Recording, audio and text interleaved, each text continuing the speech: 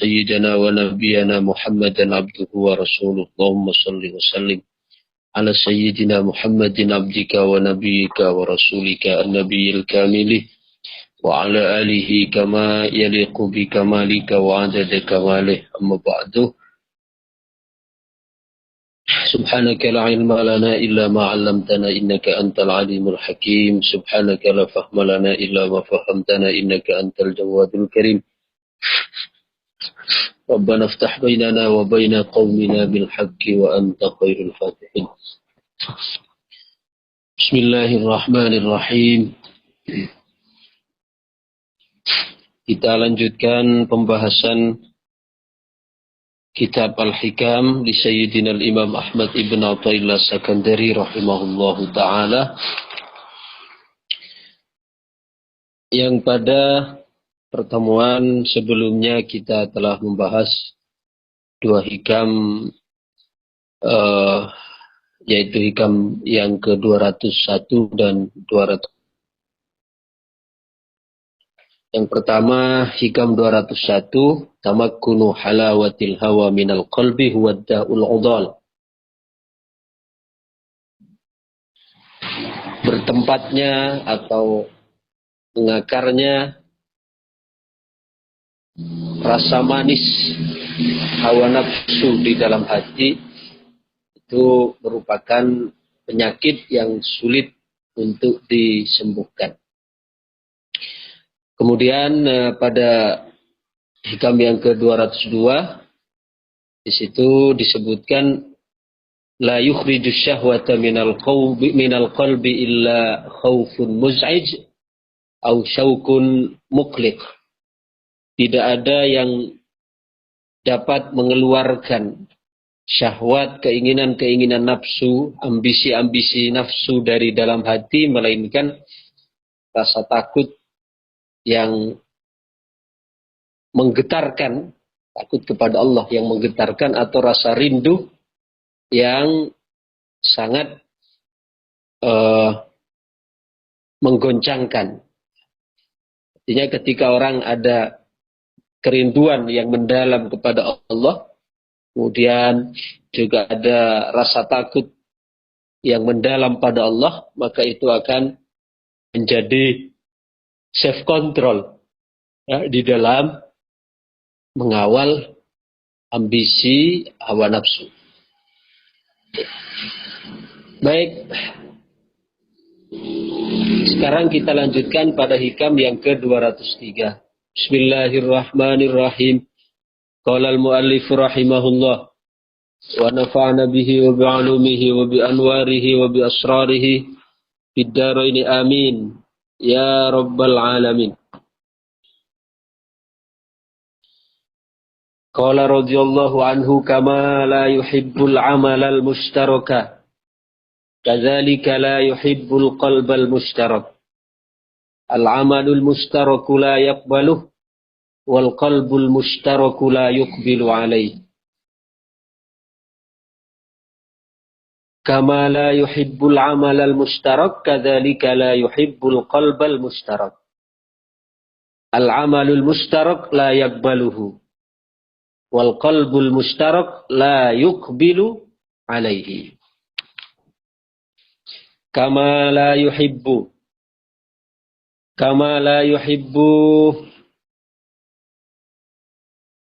sebagaimana Allah tidak suka al-amal al-mustaraka terhadap amal yang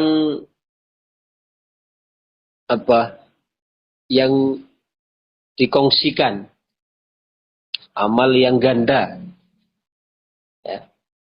Amal yang ganda maksudnya adalah amal yang di situ ada tendensi riya dan dibuat-buat, sehingga disebut amal mustarak. Artinya amal itu masih ada tendensi atau keinginan untuk mendapatkan pujian dari orang. Ini namanya amal mustarak. Ya, seharusnya amal itu adalah untuk dipersembahkan kepada Allah, tidak ada keinginan lain. Nah, kok di situ diselipkan atau disusupkan ingin dipuji oleh orang, berarti amalnya amal mustarak. Amalnya amal ganda. Ganda bukan berarti amalnya bermacam-macam, bukan. Tapi pada amal tersebut ada keinginan selain untuk mendapatkan ridho Allah. Kama la yuhibbul amal al-mustaraka, sebagaimana Allah tidak mensukai, tidak mencintai amal yang mustarak, amal yang ganda. Amal yang ganda, amal di situ harusnya diharapkan hanya ridho Allah lah, kok malah mengharapkan pujian dari orang. Kadzalika la yuhibbul qalbal mustarak, demikian juga Allah tidak mencintai hati yang ganda. Nah, sebagaimana amal yang ganda, ya, ada tendensi lain selain Allah yang diharapkan itu tidak Allah suka, begitu juga hati yang ada selain Allah, hati yang ada di dalamnya selain Allah itu juga tidak dicintai oleh Allah. Amal yang mengharapkan selain ridho Allah itu Allah tidak suka. Hati yang di situ ada selain cinta kepada Allah, Allah juga tidak suka. Perbandingannya, al-amalul mustaraku la yakbaluhu. Al-amalul mustaraku, amal yang terdapat kegandaan di dalamnya, la yakbaluhu, Allah tidak menerimanya. Amal yang di dalamnya ada hal lain yang diharapkan selain Allah, maka Allah tidak menerimanya. Wal qalbul mustaraku la yuqbilu alaih, sedangkan hati yang mustarak, hati yang ada selain Allah, itu tidak bisa menghadap kepada Allah Subhanahu wa ta'ala. Monggo untuk penjelasannya dibaca terlebih dahulu, nanti saya berikan syarah atau penjelasan lebih mendalam. Monggo yang bertugas untuk membaca.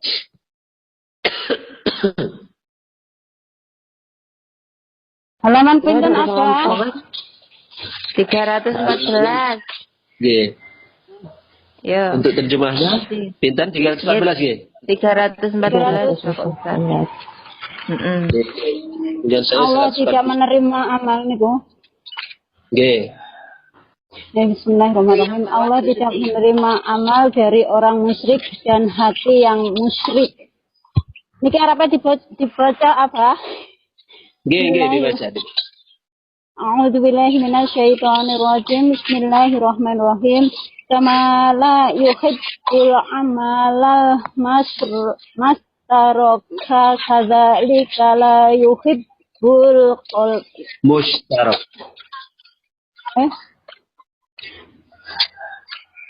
La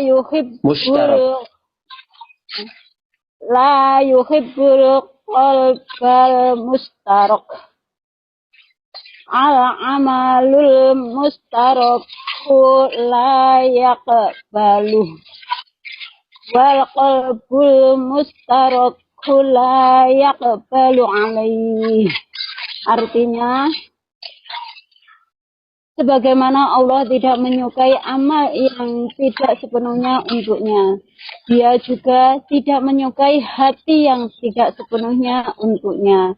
Amal yang tidak sepenuhnya untuknya tidak dia terima, dan hati yang tidak sepenuhnya untuknya tidak dia pedulikan. Bahasa Inggrisnya lewat nggih apa? Nggih. Bahasa Mandarinnya kalau ada. Bahasa Taiwan. I cannot speak English. Apunten. Nggih, apunten. I cannot read. Nggih.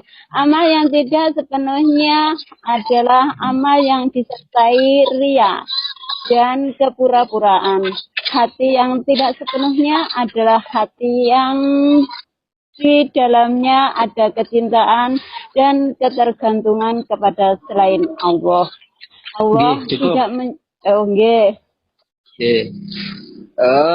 sebelum kita lanjutkan, di sini dalam penjelasannya Al-Imam Asy-Syarqawi menyebutkan, saya baca juga, kamala yuhibbul amal al-mustarak, sebagaimana Allah tidak menyukai amal yang mustarak. Mustarak itu satu akar kata dengan musyrik. Musyrik, pengertiannya musyrik itu apa? Menyekutukan, menduakan. Cuma kalau menduakan musyrik dalam dalam konteks akidah itu adalah mensekutukan Allah, ya. Sedangkan mustarak di sini artinya kita menduakan amal. Dalam arti di dalam amal kita yang seharusnya itu hanya untuk Allah, hanya dipersembahkan untuk Allah, lah di situ kok kita masih ada disisipkan ria. Berarti ketika kita beramal, di situ masih ada ria dan tasannu. Tasannu itu ya dibikin-bikin, dalam arti ya dibuat-buat, dipoles-poles hanya untuk mendapatkan tarikan atau mendapatkan perhatian dari makhluk. Maka amal yang begitu Allah tidak suka. Ya. Karena ada kemunafikan. Ada kemunafikan. Itu yang dimaksud al-amal mustarak. Amal yang ganda. Ya. Amal yang ganda. Dalam arti, di dalam amalnya masih ada pengharapan untuk mendapatkan pujian dari orang. Dan seterusnya. Sebagaimana Allah tidak menyukai terhadap amal yang seperti itu. Ya. Amal yang masih ada tendensi riaknya, kemudian dibuat-buatnya, ya. Demikian pula Allah tidak menyukai hati yang mustarak, ya. Hati yang ganda pula. Hati yang ganda adalah wa huwallazi fihi mahabbatu ghairillah. Bagaimana hati yang ganda, hati yang mendua, yaitu hati yang di dalamnya ada kecintaan selain kepada Allah. Ya. Jadi Allah itu disebutkan oleh Nabi, Innallaha ta'ala ghayyurun. Allah subhanahu wa ta'ala itu sangat pencemburu. Ya, Allah itu sangat pencemburu. Nah, kalau orang biasanya cemburu, itu kan cemburu kan merupakan ungkapan apa? Cemburu itu kan ungkapan cinta, nggih. Cemburu itu ungkapan cinta. Tidak ingin diduwe Bu Suci semangati rek. Jadi cemburu itu adalah ungkapan cinta. Kadang kalau tidak ada cemburunya sama sekali, lah itu yang perlu dipertanyakan. Nah, sebenarnya tidak ada yang lebih pencemburu melebihi Allah. Artinya Allah hanya ingin kita, hati kita itu untuk Allah subhanahu wa ta'ala. Bukan untuk yang lain. Ya. Tapi bukan berarti di sini, kalau begitu berarti kita tidak boleh dong mencintai anak, mencintai suami, mencintai sesama lu.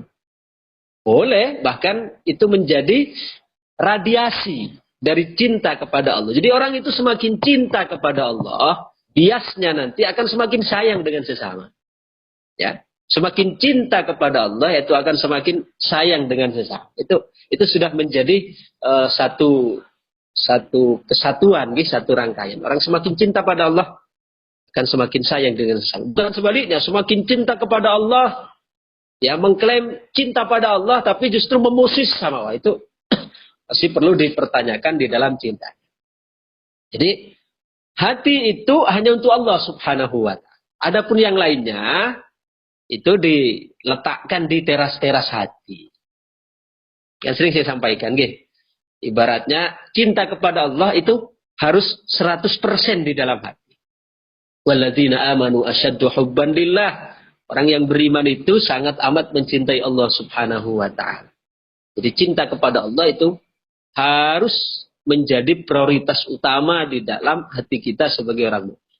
Adapun cinta kepada selainnya, cinta anak, cinta istri, cinta suami, cinta orang tua, dan seterusnya, itu ada di teras-teras hati yang merupakan bias dari cinta kepada Allah subhanahu wa ta'ala. Jadi Allah subhanahu wa ta'ala betul-betul menginginkan kita, hati kita hanya untuk dia. Hati kita hanya untuk dia. Ya. Kan coba sekarang saya contohkan begini. Misalnya kita janjian untuk apel. Janjian untuk apel dengan orang yang kita cintai. Bertemu di taman misalnya. Ketemuan di taman. Begitu kita ketemuan di taman, lalu kita sibuk dengan yang lain. Ya.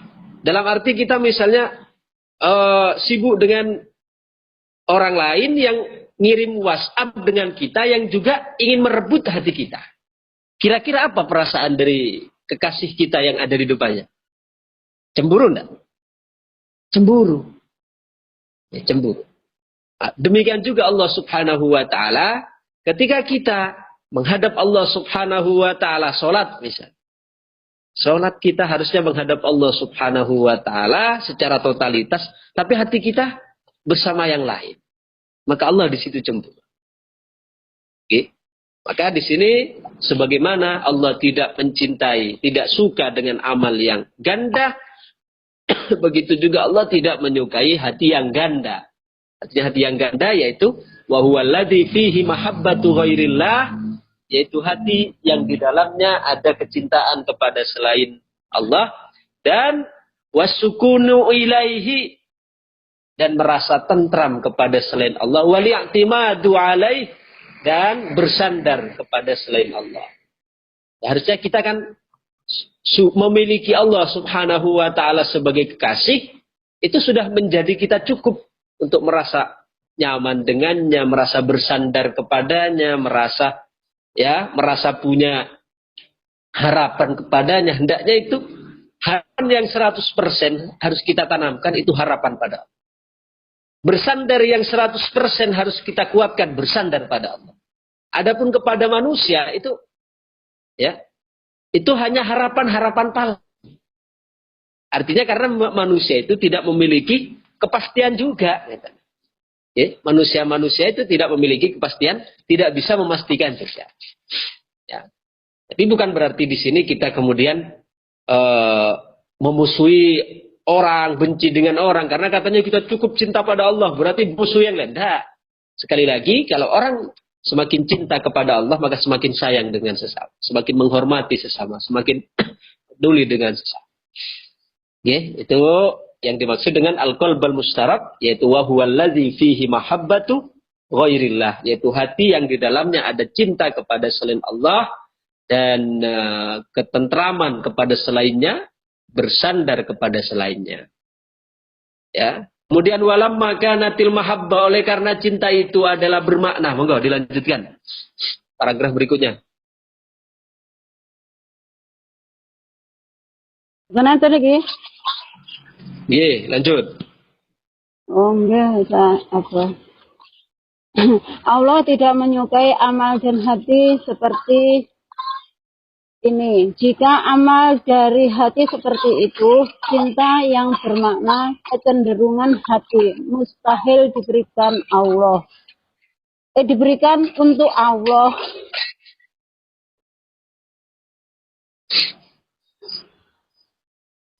Lanjut. Allah tidak menyukai amal yang tidak sepenuhnya untuknya.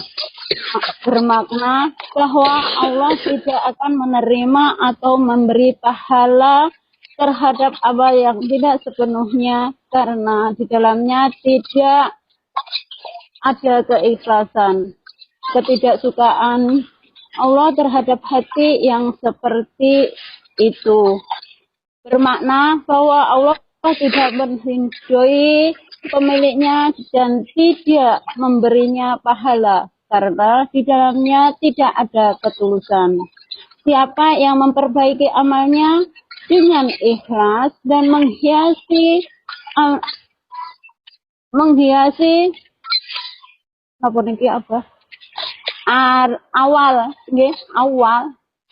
awal hatinya dengan ketulusan. Ahwal hatinya dengan ketulusan. Ahwal itu kondisi. Iya. Kondisi hati itu ahwal. Ia akan dicintai Allah, diberi pahala dan diridhoinya. Jika tidak, Allah pun tidak akan meridhoi dan memberinya pahala.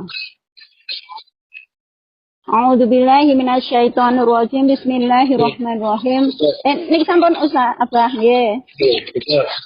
Saya jelaskan dulu. Jadi yang dimaksud al-amalul mustarak la yaqbaluh, amal yang mustarak Allah tidak menerima.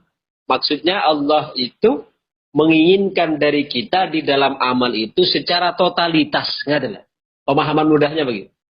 Secara totalitas. Dalam arti totalitas dalam beramal, kita betul-betul dalam amal itu liwajillah.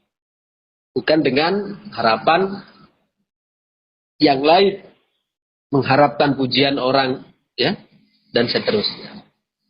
Itu yang dimaksud, Allah tidak suka dengan amal yang mustarak, amal yang ganda. Berarti Allah menginginkan kita di dalam amal yang totalitas. Totalitas untuk Allah. Ya. Yang bermakna bahwa Allah tidak menerima dalam arti la yusibu alih. Allah tidak memberinya pahala. Jadi kalau kita bawa kepada ranah fikih atau ranah syariat, maknanya tidak memberikan pahala. Karena amal yang diterima, itu sering saya sampaikan, itu ada beberapa syarat yang harus dipenuhi. Termasuk ini, amal yang totalitas untuk Allah ini masuk syarat yang terakhir nanti. Ya. Apa dari 4 syarat amal itu bisa diterima? Yang pertama, dia harus berlandaskan amal itu oleh sihhatul aqdi. Harus berangkat dari akidah yang benar. Jadi pijakan amalnya itu harus berpijak di atas fondasi akidah yang benar. Sihhatil aqdi. Akidahnya benar, yaitu akidah Ahlus Sunnah wal Jamaah. Artinya kalau kita beramal tapi pijakan akidahnya itu akidah yang yang tidak mentanzih Allah, yang tidak mensucikan Allah, maka tidak bisa amalnya itu diterima oleh Allah Subhanahu wa taala. Misalnya sekarang amalnya, ya, kita beramal tapi akidahnya akidah mujassimah. Akidah mujassimah itu akidah yang menganggap atau yang memahami Allah itu memiliki jisim, jasad seperti manusia, punya tangan, duduk di atas aras, kemudian ya Allah itu turun naik dari arasnya ke bawah, itu kan mujassimah namanya, mensifati Allah berjisim seperti makhluk. Ya. Walaupun alasan mereka ini diambil dari Quran. Karena Allah dalam Quran menyatakan bahwa Allah Subhanahu wa taala mengatakan punya yad, punya tangan, punya, ya, dan seterusnya. Nah, yad tangan, jangan kita pahami yad anggota tubuh. Ya, jangan kita pahami seperti manusia. Ya. Karena kalau Allah misalnya di dalam hadis yang masyhur untuk anjuran kita menghidupkan sepertiga malam terakhir, yanzilu, Allah Subhanahu wa taala turun setiap sepertiga malam terakhir ke langit dunia. Ya, ke langit dunia. Akhirnya mereka orang-orang mujassimah memahami turunnya Allah ke langit dunia itu seperti turunnya kita dari kursi, turunnya kita dari tempat yang lebih tinggi. Itu keliru besar itu.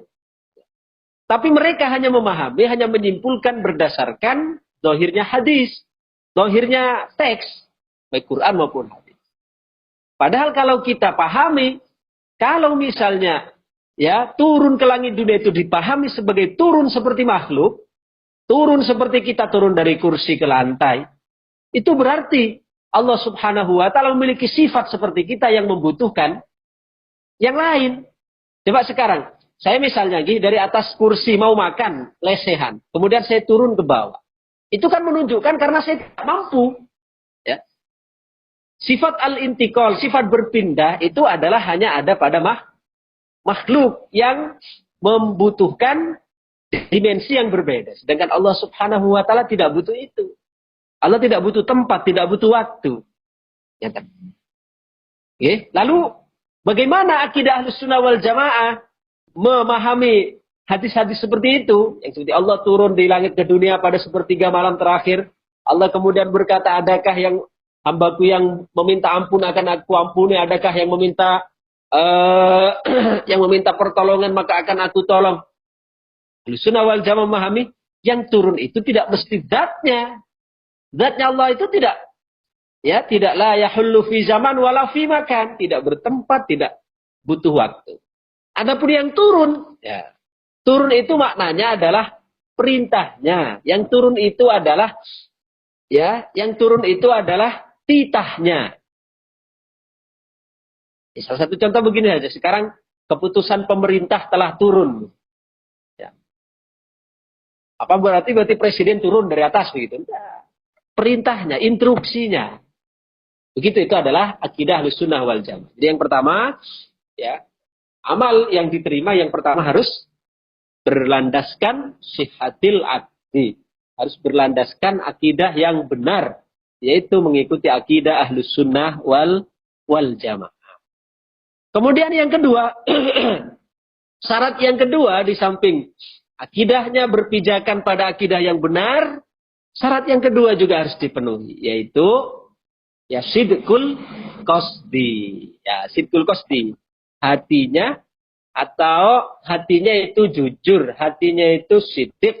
Dalam arti ya, tujuannya itu benar, tujuannya itu siddiq dalam arti niatnya itu lillah. Nah itu, ini berarti pembahasan kita kali ini nyambungnya ke sana. Jadi, amal yang diterima oleh Allah adalah amal yang di samping pertama akidahnya berpijak pada akidah yang benar, Ahlussunnah wal Jamaah. Yang kedua, motif dalam ibadah, dalam amal itu harus karena Allah. Sidqul qasdi. Sidqul qasdi. Itu yang kedua. Tapi dua itu juga tidak cukup. Tanpa komponen ketiga dan keempat. Apa selanjutnya komponen yang ketiga dan yang keempat? Yang ketiga, wafa'ul ahdi, memenuhi janji. Dalam arti memenuhi aturan syariat. Memenuhi aturan ilmu fikih. Ya, satu contoh sholat. Sholat. Sholat kita supaya diterima. Kita di sini berbicara diterima. Yang pertama harus berdasarkan akidahnya benar. Akidah Ahlussunnah wal Jamaah. Yang kedua, kita niat sholat adalah lillahi ta'ala. Liwajillah, mengharapkan ridho Allah. Yang ketiga, wafa'ul ahdi. Ya, harus ada unsur di situ dalam pelaksanaan amal itu harus sesuai dengan tuntunan syariat. Sholat misalnya, duhur yang 4 rakaat. Maghrib ya 3 rakaat. Sholat ya harus suci. Baik dari hadas maupun dari najis. Baik pakaian, tempat. Ya, itu namanya memenuhi ilmu syariat, memenuhi ilmu fikih. Karena walaupun sekarang akidahnya benar, kemudian niatnya sudah karena Allah, sudah tulus dalam sholat, tapi tidak memenuhi hukum syariat, ya percuma. Yang seharusnya sekarang sholat zuhur 4 rakaat misalnya, walaupun di akidahnya berpijakan Ahlussunnah wal Jamaah, kemudian ikhlas dalam pelaksanaan sholatnya, tapi sholat zuhur dia lakukan 7 rakaat sengaja. Ya percuma. Ya percuma. Jangan kita berlandaskan. Kan saya ikhlas ini. Sholatnya saya lillahi ta'ala. Kan saya sholatnya berpijakan pada akidah yang benar. Betul. Tapi kalau ada unsur yang terlewatkan, tidak memenuhi ilmu syariat, percuma. Atau sebaliknya. Ya, kita secara ilmu fikih memenuhi ilmu syariat. Sholat zuhur sudah 4 rakaat, sholat sudah menggunakan standar fikih, zuhur 4 rakaat, suci dari hadas dan najis, menghadap kiblat dan seterusnya. Tapi pijakan akidahnya tidak benar. Ya, atau niat kita tidak karena Allah juga tidak bisa diterima. Jadi 4 ini adalah ibarat 4 sisi yang saling menyempurnakan. Tidak bisa kita tinggalkan salah satunya. Jadi yang pertama akidahnya harus berpijakan pada akidah yang benar, kemudian harus karena Allah Subhanahu wa taala, niatnya ikhlas, kemudian yang ketiga harus menunaikan tuntunan syariat. Kemudian yang keempat yaitu ijtinabul haddi. Dia harus disertakan juga di situ dengan meninggalkan larangan. Kenapa meninggalkan larangan-larangan itu juga masuk komponen penting? Iya, karena kalau kita rajin kita rajin dalam ibadah, tapi larangan masih diterjang, itu akan lebih, kita tidak merasa akan banyak hilangnya pahalanya. Akan banyak hilang. Nah, dan jadi ini penting sekali kita jabarkan, karena berkaitan dengan pembahasan tadi bahwa sebagaimana Allah tidak menyukai amal yang ganda, dalam arti amal yang tidak totalitas untuk Allah, Begitu juga Allah tidak mencintai hati yang ganda, dalam arti hati yang tidak totalitas juga untuk Allah. Yang masih ada di dalam hati, cinta, kemudian bergantungan, dan mengharapkan pengharapan kepada selain Allah subhanahu wa ta'ala. Maka dalam paragraf yang baru dibaca tadi, karena yang namanya cinta itu bermakna mailul qalbi. Ya, kecintaan itu adalah merupakan cenderungnya hati, maka tentu makna cinta dalam hak Allah itu bukan berarti kecenderungan hati. Ya. Karena kecenderungan hati, cinta dengan definisi kecenderungan hati itu untuk makhluk yang selalu berubah-ubah, bisa saja bertambah, bisa saja berkurang, bisa saja hilang. Dengan Allah subhanahu wa ta'ala tidak disifati dengan begitu. Jadi makna dari cinta Allah di sini adalah bahwa Allah subhanahu wa ta'ala, kalau Allah tidak mencintai sebuah amal, berarti Allah tidak membalasnya.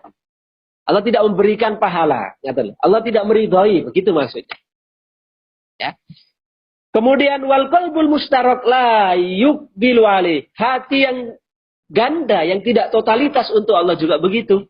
Allah tidak berpaling kepadanya.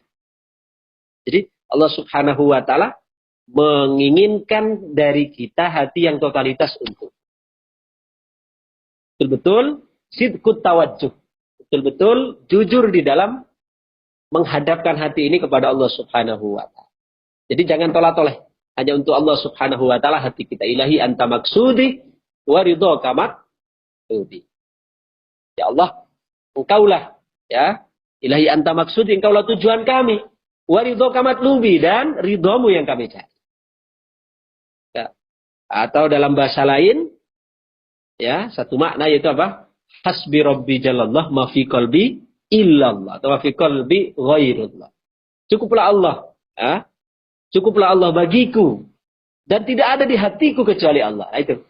Artinya untuk menanamkan dalam hati ini bahwa yang layak ada di dalam hati ini hanya Allah subhanahu wa ta'ala. Karena kalau kita masih berpaling hati ini dari Allah, Allah pun juga akan berpaling kepada kita. Sedangkan berpaling, ada kaidah dalam tasawuf mengatakan multafitun la yasil.